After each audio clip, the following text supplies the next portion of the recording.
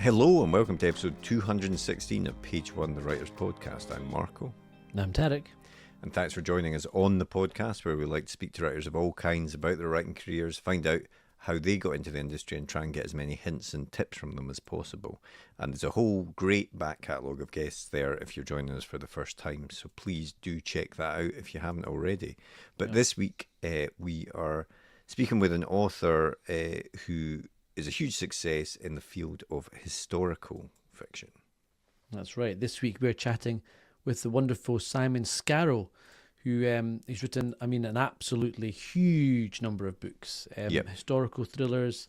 His big series, 23-book series that began Under the Eagle back in 2000. And his latest book is A Death in Berlin, which is out this week at time of recording. Yes, so at the time of release of this podcast, it is out, and actually, Simon is in the UK on a book tour at the present time, so you can check out and try and catch him in person if you want to do that. But as it happened, this is one of the episodes where Tarek didn't bother turning up, and it was just me and Simon having a chat. I was trying to wonder why none of it was making any bells when I was reading this. So it's a really good chat we had with Simon. Obviously, I am, I guess, declare my interests. I like to write historical fiction as well, so I found it a really fascinating chat from that point of view, chatting about research and, different historical periods and why some are more attractive to publishers than others. So it's a really fun chat. So we'll get straight into it after a quick advert for our writer's notebook. And before we do that, in fact, as well, I just want to remind listeners that we do have a Patreon where you get great benefits, including free notebooks, free books, early access to these episodes, very early access to our sister podcast Drafting Notes episodes, and other benefits as well. So please do check that out if you haven't already. You can support us and help us to continue to get great guests on the podcast. But for now, Tarek, on with the podcast. The blank page. To some, it's terrifying, an obstacle to overcome. But we prefer to think of it as an opportunity, a blank canvas to be filled with all of the adventures and characters in our head. So how to overcome that fear? Well, we all know the best advice for a writer is write. Seriously, get words on the page and more will follow. But what about later, when you start trying to pull those threads of what you've written together? What about the character you wrote about way back at the start? Who was she again? What was she carrying? And where did she leave the MacGuffin that she now really needs in the third act? Think about all those top thrillers you like to read, or that amazing drama you just watched. What did they all have in common? Structure and planning. As aspiring writers ourselves, we've tried many different methods to try and organise all the thoughts about the stories we want to tell. We've been there searching for a piece of scrap paper to note something down, or making a quick note on our phone in between meetings. Or sometimes we'll make a note in whatever notebook we're carrying, or a document on our laptop so we don't forget that great idea. Let's be honest, it can all be a bit messy and it's easy to lose track of everything. And that's when we realised it's not just the story that needs structure and planning, but the way we gather all of our thoughts about it as well. And so we made Page One. Page One is more than just another notebook. It's a place to put down all your ideas for your latest project, divided into easy-to-use sections that will help you plan your story, so that when that blank page comes calling, you're ready to answer.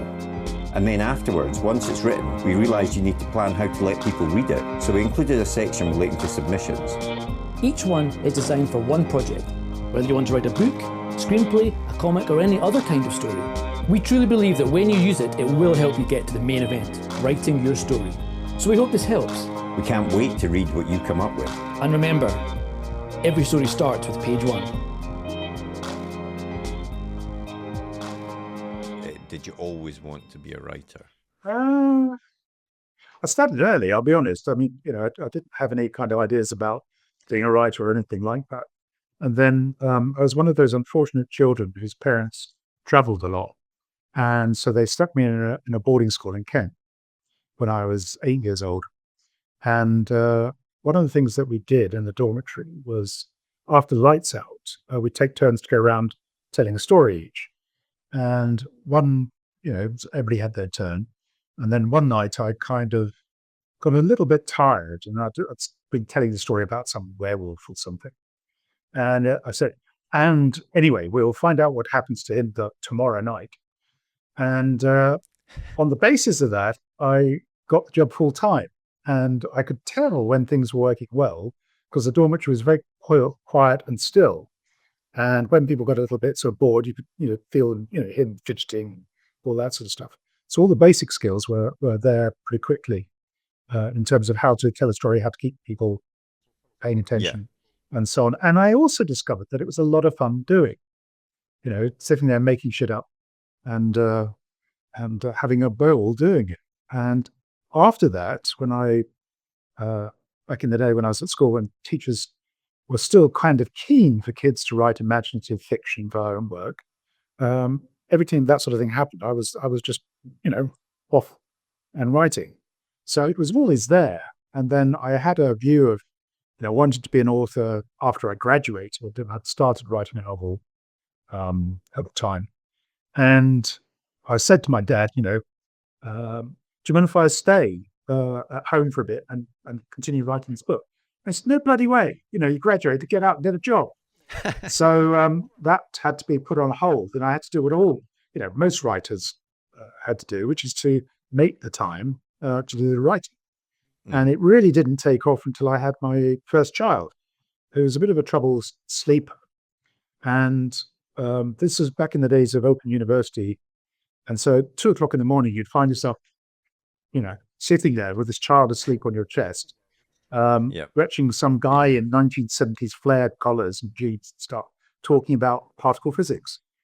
And I'll go, I'm learning a lot about particle physics, but I'm not sure how I'm going to be able to apply this. So what I ended up doing was starting writing the first novel. So I was kind of reaching around the child and doing this, and that's how things got started. So it's always been there. But the various routes people find that moment when they commit, obviously very different. Yeah, absolutely. And I read something, I think, that said that you used to go into bookshops to see what was selling and classic beginner's mistake. Look at exactly, look at the commercial fiction, and that led to some false starts. Was that because you were trying to aim for the market rather than what you actually wanted to write at that point? When you're starting out, one of the things that you have to contend with is the fact that there's so much advice offered on what you need to do.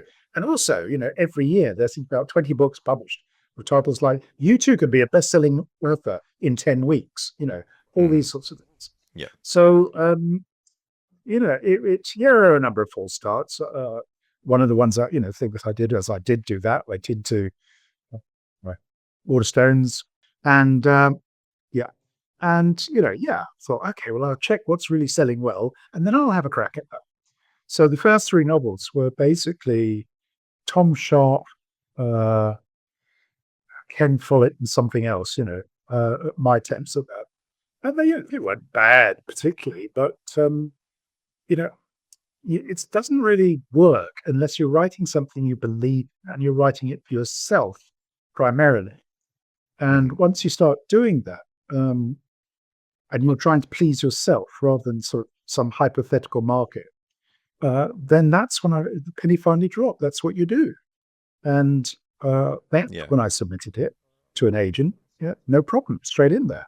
So you didn't attempt to even submit those earlier ones to an agent? You sort of knew that they weren't working? Yeah, they're gathering dust in a drawer in my desk, and that's probably where they'll remain. Unless, some publisher gets so desperate to publish my material, they'll go for it. But do you think that experience of at least attempting those first 3 or whatever were a good grounding, it helped you get ready to actually write the novel that you wanted to write? Yeah, I think, it's such a major undertaking to write your first novel. In so many ways, you have to get over the self-confidence issue. You have to learn all the basic, things you need to know in terms of developing character, describing the scene, having the story arc, all those sorts of things. So I think, every writer owes it to themselves to write the first book as a failure. And and learn what you need to learn in the process of doing that. And, I'm sure most people are better than me. It took me 3 goes before I worked out what I needed to do. Well, no, we've had guests on that have written in the sort of tens or whatever before they actually get to the one that they sell anyway at that point. But when you were searching for the agent, then, so was that Under the Eagle the one that you actually finally submitted? Yeah. And when you were searching for the agent, you said it was a fairly easy process at that point. It was easy because I made it easy. One of the things that, again, bad advice for beginners, was something I read in, I think it's the Writer's Gnosis yearbook. Yeah. And there was this thing about, oh, yes, what you do is you kind of write your synopsis, you do your individual chapters, you do a covering letter, you send it off to the agent, then you wait for 6 weeks and then send a polite inquiry. Have you actually received it? And what do you think? Blah, blah, blah, blah, blah. And if it doesn't work, they'll send it back with a sort of a form letter, and then you repeat, rinse and repeat. And I tried that for a while, and the only thing that you get is impatient and huge postage bills. So what I thought I would do is go through the Writers and Artists Yearbook and look for agents who published authors I thought my work might be vaguely similar to. Yeah. And then what I did was I made a list of them, and then I sat down one afternoon, found them up, explained what I was about, and 2/3 of them said, yeah, thanks, but no thanks. But a third said, yeah, it sounds interesting. Okay, send it through to us. And I think, that saved me a hell of a lot of time, a lot of money. And basically, when my stuff turned up in the post to these agents, they were, oh yeah, it's this guy we just had a conversation a few days before. And so you tend to sort of go to the head of the queue if they're expecting your work and they're well briefed about what it's about and you seem to have some sort of rapport over the phone. So that's what I did. And as a result of that, within the first batch of sending it out was the agent who eventually represented the book and got it published. Brilliant. And you obviously Under the Eagle and a lot of your fiction is historical in nature. I mean, were those the sort of stories that you yourself had enjoyed reading when you were growing up? Yeah, absolutely. But again, you see, this is where I made my big mistake. I loved historical fiction. And yeah, those first 3 attempts that we were talking about, one was a post-apocalyptic thriller. One was a kind of detective novel, and one was a kind of Tom Sharp. Yeah. So, and it was only when I sat down and thought, well, I'd actually read Lindsay Davis's first book, Silver Pigs, and she kind of reinvented Marlowe in ancient Rome. I thought, brilliant, absolutely brilliant. And then I thought, well, what I'd like to read is a kind of Pamela series set in ancient Rome. Who's doing that? Nobody was at the time. So I thought, well, there you go. It's the thing you're interested in. You'd like to do a novel of one's eye view of the Roman Empire, particularly one's eye view of the Roman legions, and nobody's doing it. Get stuck in that, Yeah. And that's how that got started. And when you're writing historical fiction, obviously there's a amount of research that's needed to capture that period and stuff. What is your process when you're sort of setting out on a new novel? Well, I'm sure every author says this. Yeah, the research is huge fun. I mean, you're just piling into something you're interested in, taking loads of, some pile of notebooks from all the books I read, the research. And you, of course, you disappear down some rabbit holes and you come up with some quite good material along the time. You're just reading it for the interest. And it's all kind of, settling in the back of your mind. So when you sit down to write, I don't go back to the research. I just, write from what I remember in my head. And I think that's the only way to kind of keep the flow going. And trust that the reader will kind of cut you some slack. So if you make reference to something without defining it, they'll either kind of work it out for themselves, or they may go away and read, or they may know already. But what I can't stand is that kind of research that parades itself. Yes. So, I read a Roman crime novel some years ago, where these 2 Roman aristocrats are sitting in this aristocrat's garden. And one of them saying, did you know, Titus, that next weekend it's the kind of Calends where we elect such and such? No, who's standing? Well, let me tell you. And it sort of went on for pages like this. And you're kind of thinking, That's not how to do it. Yeah. Have a little bit more faith in the reader. Yeah. So there's the reading.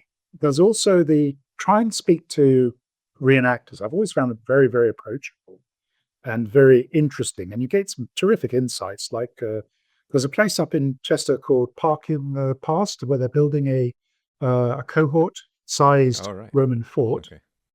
Absolutely fantastic. Well worth checking out if you're interested in that. And they had some reenactors there with one of their ballista bolt thrower artillery pieces. And every time they sort of prime this thing to shoot a bolt, guys, it's all stepped well clear. And I said, what's all that about? I said, well, about every 8 to 10 shots, the corpse snip the arms of this thing, and it can break your ribs. And I thought, oh, who knew? Because you kind of watch this stuff on movies where they tend to do it, and they're busy firing away, and nobody's terribly concerned, and nobody's getting their ribs busted and this sort of stuff. So it's things like that that help you to get a sense of what it must have been like. And the last thing, of course, is travel. I think I try to go to wherever the novels are going to be set because, you will notice things like the heat, the mosquitoes, or if you're in somewhere like Wadi Araba or Jordan, you'll notice the complete lack of humidity in the air, which means you can see pin sharp for miles and miles and miles. And you don't really get a sense of that unless you go to a place. So again, it's a bit of the research. You're kind of taking in all your perceptions of what's going on around you and filing it away for that when you start writing. And then it's basically moving, playing out in the head, and you try and get it down on paper.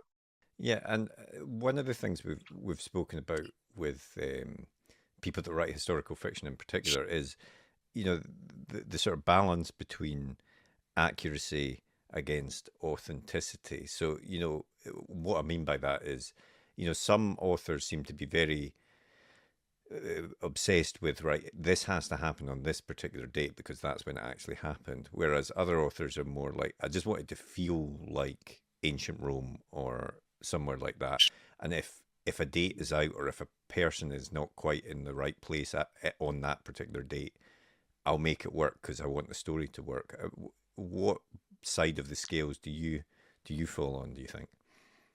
Well, the short answer is it's called historical fiction for a reason. Yes, exactly. Yeah.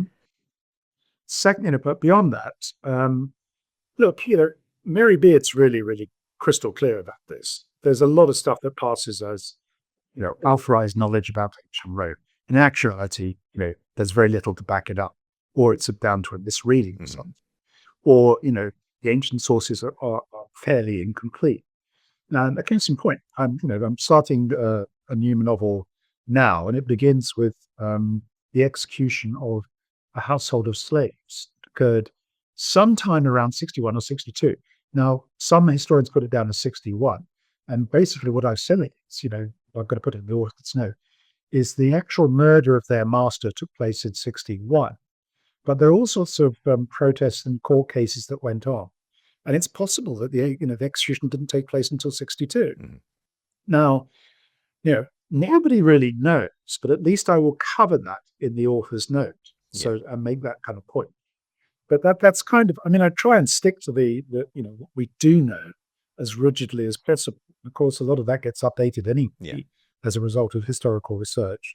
But, the time I'm writing, tend to be a stickler for that. I get very frustrated when I'm reading historical fiction, where there was a few years ago I was reading something about Julius Caesar, and there's something about Sulla being murdered, and I thought he died in his bed, and the same with who's his right guy, brain's gone.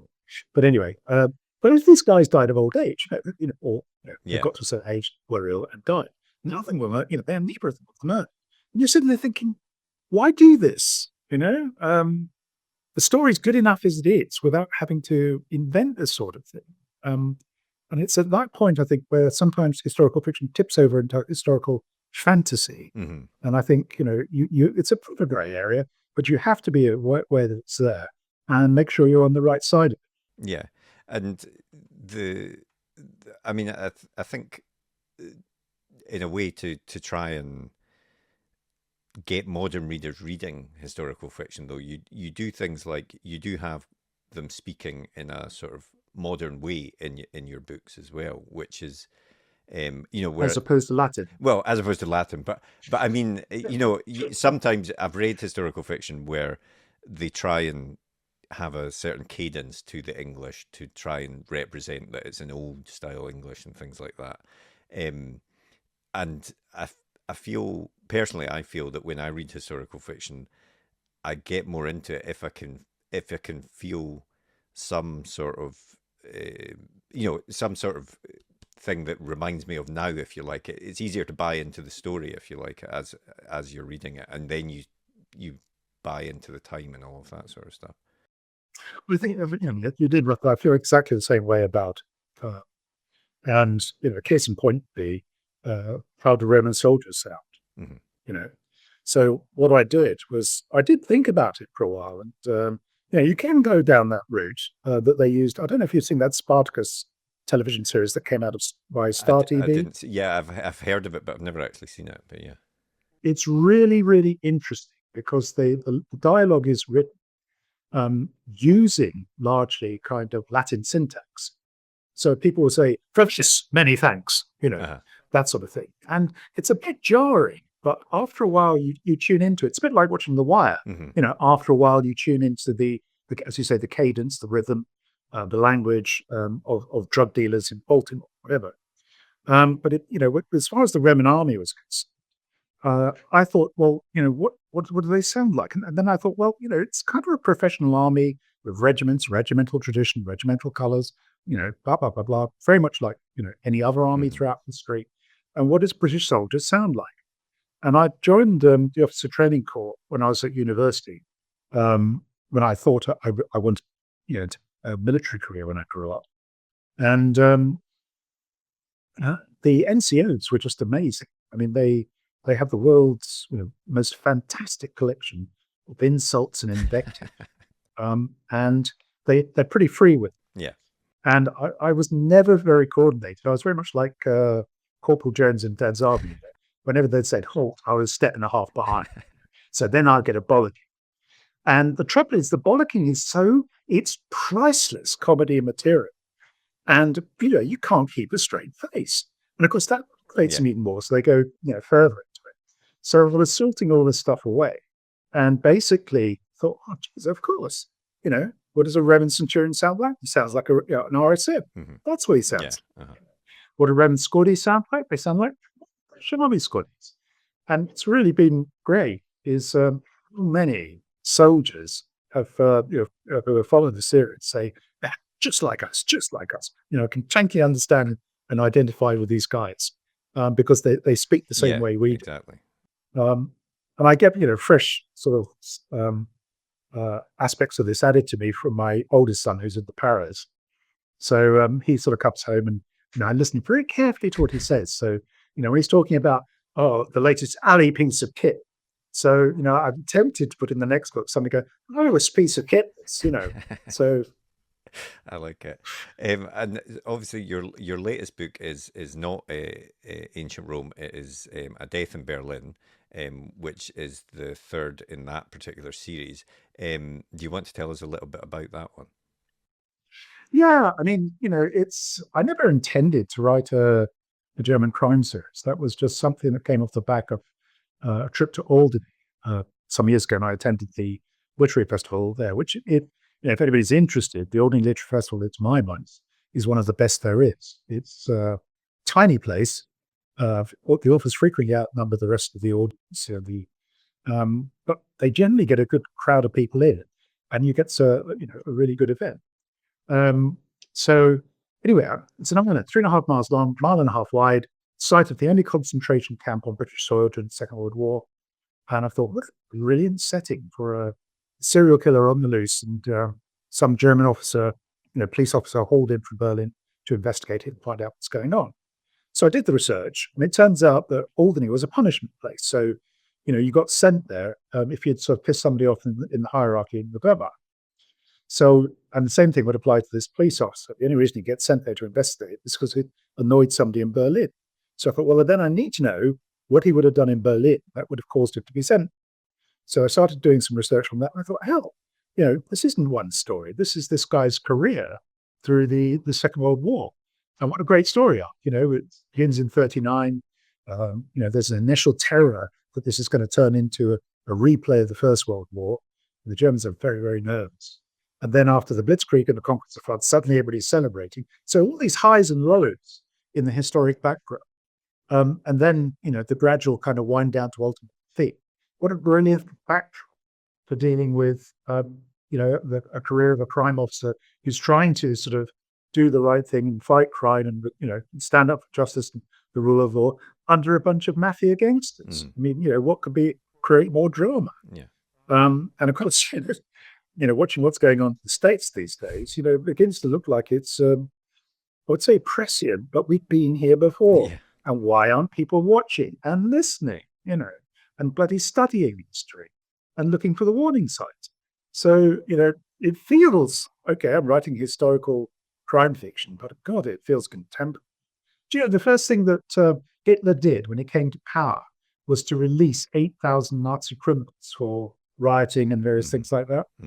Funny old world, isn't it? Yeah, no, absolutely. I can't remember who said it, but the only thing we learn from history is that we forget it or something like that. So something, I'm sure that I'm mangling that, but I'm sure it was something like that. But obviously you've got those series of books in Germany. You've still got this huge ancient Rome series. I think Egos of the Empire, which was the last one, was the 23rd book. What, or is it good? Do you like sort of jumping between different series? Does that help you keep fresh in that more long running series? Well, my interest is in history. It's not in a particular history. I was very lucky actually when I started at this boarding school. We had a rather, how would I put it, special history teacher, very, very good guy, but he insisted on starting with a big bang and working forwards. Okay. And doing everything chronologically. So we didn't get to, you know, Greece and Rome until the second year at the school. We'd done dinosaurs and kind of half a geography course and geology course. And thereafter that, it was all done, you know, chronologically. So I never had any kind of problem with history slotting stuff in. One of my big regrets over the last few decades is this kind of pick and mix view of history teaching, which seemed to come to the fore about 30 years ago. So we're going to do, you know, World War II now, then we'll go back to ancient Egypt, then we're going to go to 18th century medical history. And, you know, how do you piece all that together if you don't have that broader framework? So, God, sorry, I forgot what the question was. Quick, give me a line. It was whether the writing these different series, you know, jump into Germany and then jumping back to Rome keeps you, you know, fresh for revisiting that. Yeah, I mean, remember all the good stories in history. I mean, it's not just Rome, Germany. I've written about Wellington and Napoleon, 4 books on that. I've written about the Great Siege of Malta. You know, I'd love to write a book about the Levellers and the Diggers. I think that was a kind of pivotal, you know, what might have been of British history moment. And, you know, unfortunately, you see, this is one of the things, the realities of writing historical fiction, is that publishers think that some periods of history are sexy and commercial and others aren't, you know, for no particular reason. And it's literally borne out by the sales. Yeah. When nobody, I can't remember the last time I read a really phenomenally successful book that was based on the English Civil War. Why the hell not? You know, this is a fascinating period. Romans, you know, the Roman brand will go on and on and on. You know, Ridley Scott be churning out Gladiator 3, 4, 5, 6, 7. Hopefully at some point getting to something mildly accurate. So, you know, there's all this sort of thing going on. Same thing with Nazi Germany. Nazi Germany, huge brand.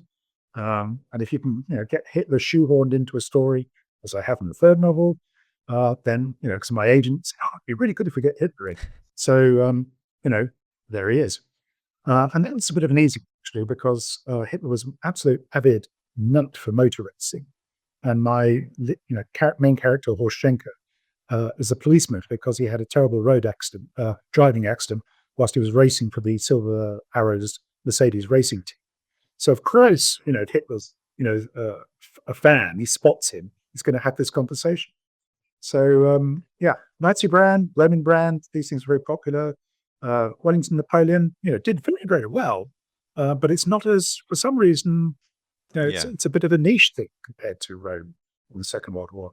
Trying to think why, since the revolution in Napoleonic Wars were actually the First World War. You'd think there'd be a slight interest in that sort of thing. Well, no, it's absolutely true that, any period of history you can dive into and you will find fascinating stories there. But there's definitely, especially from a publishing point of view, and I know this myself because I'm trying to sell a historical fiction novel set in Venice and struggling at the moment. But there are certain periods that publishers just want more of for some reason, and they're not willing to explore these other stories, which seems a bit strange because it should be the story rather than the time period, particularly that is the You'd thing. think, yeah, and I think also one of the things that you discover about publishing is that the Writers and Artists yearbook. It was lots of publishers writing little pieces, and we're interested in finding fresh new voices. Da da da da da. And in actual fact, as something like Da Vinci Code comes out, then, as we saw, you get this slew of novels called the Bernini Code, Yes. the Mozart Conundrum. Yes. These are real books, with pictures of kind of vaguely friar-like figures rushing down a misty colonnade, this sort of thing. Same thing happened with 50 Shades of Grey. After that, there was 60 Shades of Blue. That was a book, And I was talking to my publisher about this, and I said, she's saying, well, what should we call the next Roman book? And I said, easy, 50 Shades of Crimson. That's it. You've got to, they do love a trend. They do love, and they're flogging it to death in some cases. But there you go. Well, it's a business, I mean, I'm lucky in that my publisher will indulge me. So, if I say I want to write something about Zenobia, she'll say, okay, write something about Zenobia, or if I wanted to write something about French privateers, which is something I'm having a look at, she said, oh yeah, fine, that sounds really interesting, have a go. Mm-hmm. So I'm lucky in that respect. But it took a while to get there. When I first raised the prospect of writing about Wellington Napoleon, they nearly had a fit, you're going to stop writing about Romans? No, I'll continue that as well. But I was also, keen to write subs. Mm-hmm. So, it takes a bit of time for them to build up that faith. Yes. I suppose that you know what you're doing. Yeah. But yeah, I have every sympathy with you. You would think story is the thing. You'd think investing in characters, whatever the historical period, and being kind of caught up in their world and their problems would be the thing. But we're now kind of ruled by algorithms and book scan figures and things like that. So that's where we are. Absolutely. And I was going to ask about, obviously, when you've got a series like that, whether it's the Berlin series or the sprawling Roman series. I mean, in terms of sort of sprawling Roman like that, planning ahead, how much of that are you doing? Or are you just taking it a book at a time? Nothing. Right. Okay. Yeah. Uh-huh. Book at a time. I see where the research leads. When I think about the next book, it's basically do the research, pull together some threads, and roughly where it's going to be set. And I know roughly who the villain's going to be. And I know roughly what problem is that the heroes need to resolve. But, when I start, it's never more than half the side of A4. Mm-hmm. That is the synopsis. And frequently, this is one of the beauties of writing a long series, is the characters are fully realized. So, they will do stuff and think stuff that surprises you. So you're never quite sure, where the story's going to go. I know there are authors who are pretty good at planning things out, and they had sort of multi-page synopsis of how the story is going to go. But I don't know. I feel that there's something Henry James said that I think is apposite here. He said that if there are no tears in the author, there are going to be no tears in the reader. If there are no surprises for the author, there are no surprises for the reader. And I very much go along with that idea. So, if it surprises me, if something unusual happens or something takes a particular direction I haven't anticipated, then there's a good chance that the reader's going to respond the same way. And that's good. That's kind of when things develop a kind of organic integrity and momentum of their own. No, definitely. And I was going to ask about you've written a lot of novels with a co-writer, TJ Andrews. I wanted to ask about, first of all, the practicalities of that, because writing is often thought of as this solitary thing where you're on your own and you're working through it yourself. How does it differ when you're working with someone else? And are you doing like a chapter about, or are you having a discussion ahead of time about how the story's going to go? Well, I've been quite lucky, really. I did write my first attempt at co-writing anything was a film script I did with my younger brother, and that was a lot of fun. So we would write a chunk, he would write a chunk, send it to me. I would kind of go through it, change a few things, suggest a few things, then write the next chunk, and then go back. And we ended up with something pretty crisp. I mean, the thing never saw the light of day, which is a real shame, because I think it'd be a cracking movie. And then I moved on to writing one with one of my former students, a futuristic detective thriller, kind of psycho thriller, techno thriller type thing. And we worked really well on that in the same kind of style, because the three of us, Alex, Lee, and myself, had sort of had this regular meetup and kick these ideas about. And I thought originally we were going to write it as a screenplay, and I said, look, whilst we're waiting for somebody to develop this, we could write it as a novel, sell the novel, get the rights, then that we get paid again for the screenplay, blah blah blah. So we actually get paid 3 times. So that was the plan. And then with TJ, that came about because some marketing guy that Headline brought in said, hey, it's all the rage to do this kind of co-writing thing where you break it into 5 episodes to be released on ebooks, and where you go. So Marion introduced me to TJ, who writes for another very, very famous author, which I won't, whose name I can't divulge. So he I knew he could write. And we sat down and we go on like a house on fire. And with Tin, it's the same thing. I write the first 20,000 words usually, bring it to him. He sort of goes over it, to establish the kind of house style. Yeah. Then he goes over it, and then it's next chunk comes back, so it goes backwards and forwards. But we have regular meetings on Skype to go over, where we go from this, edits, re-edits, that sort of thing. And it works out really, really well. And Tim's a great guy. When you sort of start doing creative work with somebody who's so totally on the same wavelength, it is fantastic, because you're both flying along and you both come saying, well, what if we did this? And you go, yes, that means we could do that. Or, well, they will count, well, if that means this, then we have to change that. And I found it a very, very creative process. But I like to do both. I mean, working with Tim's great, but I like, Macro and Cato and Schenker are sort of really my pets projects. So I tend to want to keep doing those myself. Although it's going to be interesting, because one of the things we're looking at for year after next is to start a young Macro series. Right. So following his early days in Legion till the point he meets Cato. And so we're kind of putting together material for that as well. And it's one of the great beauties about doing a really long series is that you can have these things that sort of do a background story, a Macro for voice a background story of this character from that novel. In that moment, we're doing this thing about Karatakis, who's one of the sort of enemies of Macro and Cato when they're fighting in British campaigns and so on. So we're doing his life story, it's 3 books. And it's really good to, fill out a historic period, these side stories. Yeah, absolutely. It's so much fun. Yeah, I can see that totally. And it's, it sounds like you've got a very busy slate there. But I mean, you talked there about, you mentioned that you tried to write a film script. Is that something that you would want to do again? Is that try your hand at again? It was a little fun the first time.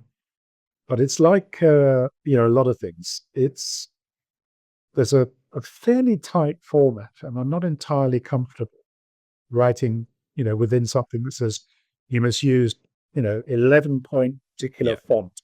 You must do this. There must be this sort of this M or W story arc that you have to follow to have your work considered seriously.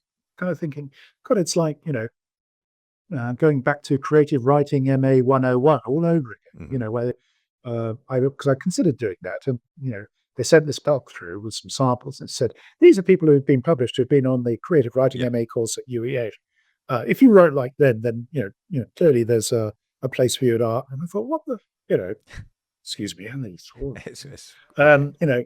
what the, hell is going on here? This is all about, creating some sort of literary canon rather than being creative.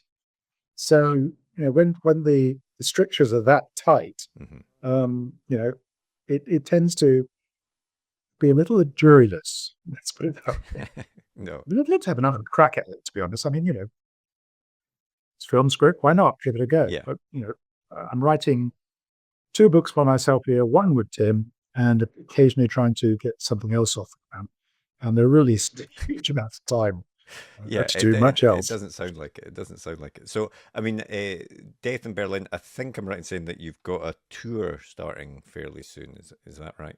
Back in the UK in March to go around promoting it.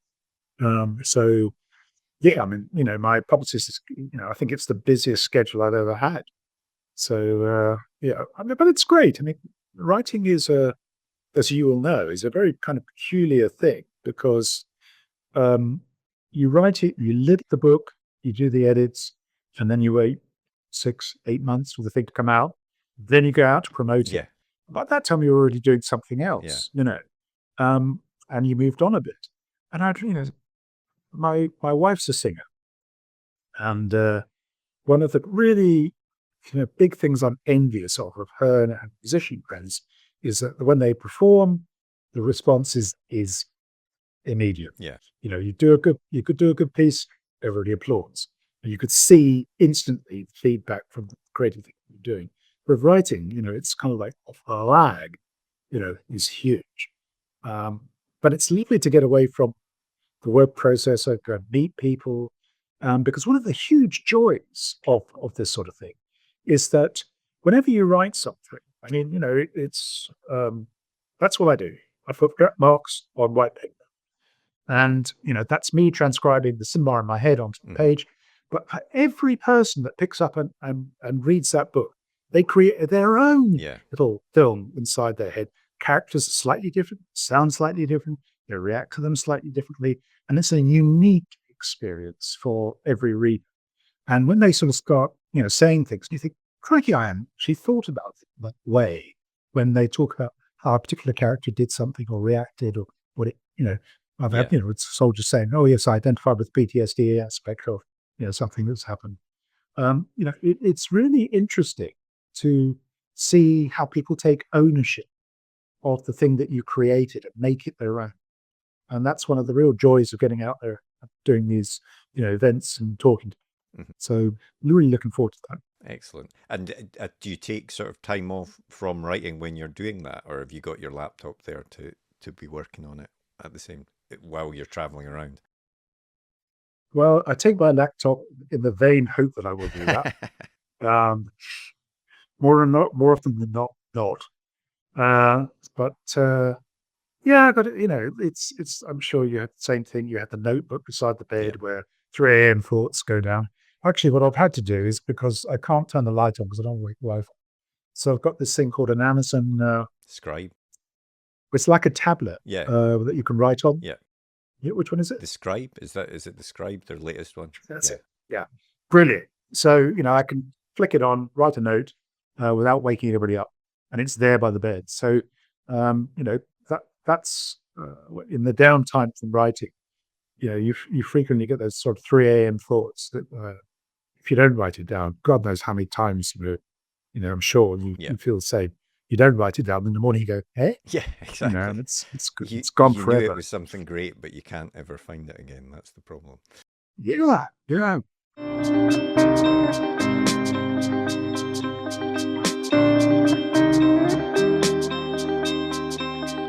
What was the last book that you read? I know. Something that Tim recommended to me, actually. It's this fine writer called Jack McDowell, I think his name is, or Jack McDowell, who was writing, I think, in the 60s and 70s. And he's basically the guy that Lee Child ripped off for the Reacher stuff. And you're reading this stuff and you're thinking, I mean, it's real pulp fiction type thing, but the quality of the writing is superb. And it's really low key stuff, and you're reading it, and pages are just going like that. Because it's beautifully written, and because he stops every so often to make these kind of asides about things. And you think, yeah, I mean, I get that. And I'm too keen on his attitude to women, Yeah. They're a little bit Neanderthal, to say the least. But, some of the other asides, I'll top, think, yeah. And I'm constantly kind of bookmarking it on the Kindle to go back and see how he did that again. Because, when you see an author on the top of their game and, you're thinking, my response to that sentence is really quite striking. And how has he achieved that? It's not a question of, wanting to rip it off. I just want to understand, absolutely. the nuts and bolts of how he achieves it. Yeah. So, fantastic series. They're only about 60, 80,000 words a novel, and he was churning them out. A lot of these things have been made into films. You'd never know. I mean, I never heard of this guy. But extraordinary writing. Excellent. Okay, I'll check those out. And what about films or TV that you've been watching recently? I'll tell you what we've been rewatch is the reboot of Battlestar Galactica. Oh, yeah. That's great. Which I think is, not only is it, the best science fiction series I'd ever seen, I think it's probably one of the best all-time television series I've seen, because, that stuff that they kind of address in there, is really ballsy. Yeah. Like, for example, when they, on New Caprica, when the silent occupation, and Sol, Colonel Ty suddenly becomes this kind of Mujahideen terrorist with his little beard and his hat and sending out suicide bombers at a time when America is, doing this kind of thing in Iraq and Afghanistan.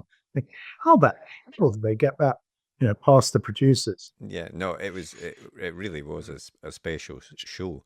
Although I think I heard that they're remaking it again is the plan, because that's all they can do in Hollywood is remake things apparently. But I'm not sure. God, yeah, I know. I'm not sure it'll work again. But no, it's a special series, and actually it's a series that I've been waiting for my kids to get old enough so I can rewatch it with them. So yeah, I'm almost there. So. And everybody can walk around the house going, "Trap this and trap that." Exactly. Nobody gets pretended. Exactly. Well, the very, very last thing we always do is a very quick fire either or, and Tarek normally does this, and he says there's no right answers apart from one, but we'll get to that. So the first one is for you: ancient Rome or World War II Berlin? Today, I would say, World War II Berlin, purely because of parallels that we talked about earlier. Okay. TV or cinema? Again, things have improved so much on TV. So many fantastic streaming series, TV. Night owl or early bird?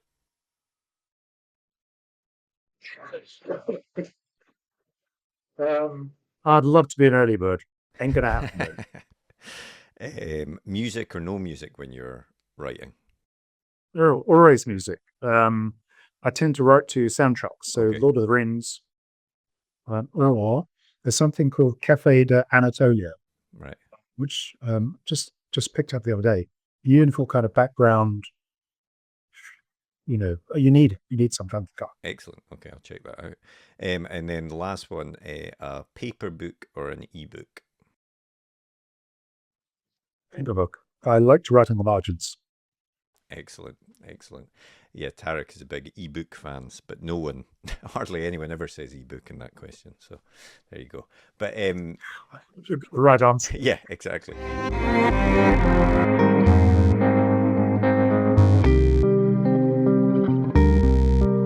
Well, thanks very much to Simon for coming on there. As I say, I really enjoyed that chat, and a great reminder of a great TV show there at the end. I know, right? Battlestar Galactica. Yeah. I remember watching that, the remake of it. Obviously, I'm not that old when it came out, and that felt like a real step forward for like sci-fi kind of storytelling, and I think it definitely fell apart, but at the end, and it was as much as the whole tagline was "There's a plan." In the opening turns out they lines, didn't have there one. was no plan. But when that show was good, like in the first couple of seasons, it was No, but phenomenal. even the third season, I think, as he said, when they're on New Caprica, That's and right, there's the whole like the resistance, suicide and the bombings, suicide bombers, and, it showed what sci-fi can do in terms of sort of tackling issues that are happening in it's the that real classic world. sci-fi, exactly. So no, if you haven't seen Battlestar Galactica, even if it does sort of fall apart towards the end, it is absolutely worth watching. Yeah, it's been a show I've been meaning to rewatch actually for a while. As I said to Simon as well, I'm sure I heard that they were going to try and make a remake of the remake. They are. I've also heard that as well. I'm sure it says even the same folk. Yeah, Ronald I'm D. sure Moore Ronald again. Moore's involved. Yeah, exactly. I'm sure that's right. But it does seem a bit weird. Like I never massively understand the point of remaking stuff so soon. Same with the Harry Potter stuff. It feels like it's still so current. Exactly. That it's so iconic. The sad thing I've got to tell you is that the first Harry Potter was nearly a quarter of a century ago. But yeah, no, I know it is. Why retell that story when you could tell a fresh sci-fi story, tackling some of the same themes, I'm sure. But anyway, we're not talking about the episode, which was, as I say, a really good chat, I thought, with Simon. Really fascinating to hear about how he approaches. Both research. I thought it was interesting what he said about research, where he'll do all the research, but then once he starts writing, he doesn't really consult it again. Yeah, he just wants to, it's in there in the head, but he doesn't want it to stop the flow of writing. Which I kind of share that approach as well. You want to sort of build up your knowledge, and then not get too caught up in it, because I think if you keep going back to the research, there is that danger that you just start wanting to show it in your story. Totally agree. I think that's totally right. It's funny, in a way, it's very different, but it reminds me of the story that Alex Garland told us when he wrote Annihilation, which was that he read the Jeff Vandermeer book once, then put it down, and then kind of wrote his own version of it from his memory of reading it. And there's something about that kind of idea of like doing a bit of research, reading something, having it in your head, and then letting that be the basis for it. And I think it does result in a little bit of a different outcome, a different project. Yeah, it's I think just so, the flavour of it gets through. It's not all super accurate, but it has that authenticity feel to it that we've talked about before. Yeah, no, absolutely. And also, methods to try and bring readers into the story, things like having the Roman soldiers speak like modern day sort of squaddies in the army and stuff like that is, I think little techniques like that do make these books that people perhaps don't think would be accessible to them very accessible. Because it gives you recognize things in the characters that you think, how on earth would I be interested in a Roman soldier? But if it's got that connection, then it can bring you into the story, I think, a bit more. So yeah, thanks very much to Simon for coming on to the podcast. Death in Berlin is out now. As I say, this week and next week, I think he's doing a tour around the UK related to that, so you can probably still grab tickets for that if you want to go and do that. But next week we have another great guest. We do indeed, as always. Next week we're chatting with the wonderful Nadine Matheson. A sort of podcast crossover episode. She has her own podcast, The Conversation, which is also a very big podcast. Not as big as ours, of course. We're I believe, number one in the Apple Store for writing podcasts. I'm sure that's right. But yeah, she's a phenomenal crime author. Her first novel, The Jigsaw Man, her first crime novel, The Jigsaw Man, back in 2022, was a pretty massive hit. And her latest, The Kill List, was out last year, just out in paperback just now, and it's a really fun chat we have with her. She's someone who's done the creative writing course as well, and talks about that and whether there's the plus and minuses of doing such a thing for people who are out there wondering if it's for them or not. It's a really fun chat, so yeah, please do tune in for that one. If you enjoyed today's episode, please do take the time to rate and review us on your favourite podcast app, as that helps us to continue to get great guests on the podcast. And if you also want to follow and subscribe and all of those things as well on whatever app you're using, then that also is a big boost for us as well. Absolutely. And if you want to get in touch, once when you're on there and you're following us, you've clicked that follow button and the like and subscribe button, just ping us a wee message. That's fine. Or leave a comment under any of the social medias or the YouTube videos. Or you can go old school. It feels weird calling email old school when there's also paper. Handwrite a letter. Yeah. Send Take a a photo of it and then email it. But we are a podcast at rightgear.co.uk, so always happy to get in touch. To hear from people. We won't get in touch with them. We don't do that, but always happy to hear from our many listeners out there. Yeah, and as I said at the start, you can also get in touch with us via our Patreon. If you join the Patreon, Of course. you also get onto our Discord and you can chat with us on there as well. So, yeah, many, many ways of getting in touch with us. So, please do that. But otherwise, have a great week and we'll speak to you next episode. See you later. Well, we hope you enjoyed that episode. If you did, be sure to hit that thumbs up button and hit the subscribe button so you never miss an episode like these ones down here. And if you want to get in touch, you can do so by finding us on our social media platforms up here, or drop us a comment way down below there. But otherwise, thanks for listening and join us for the next episode. See you later.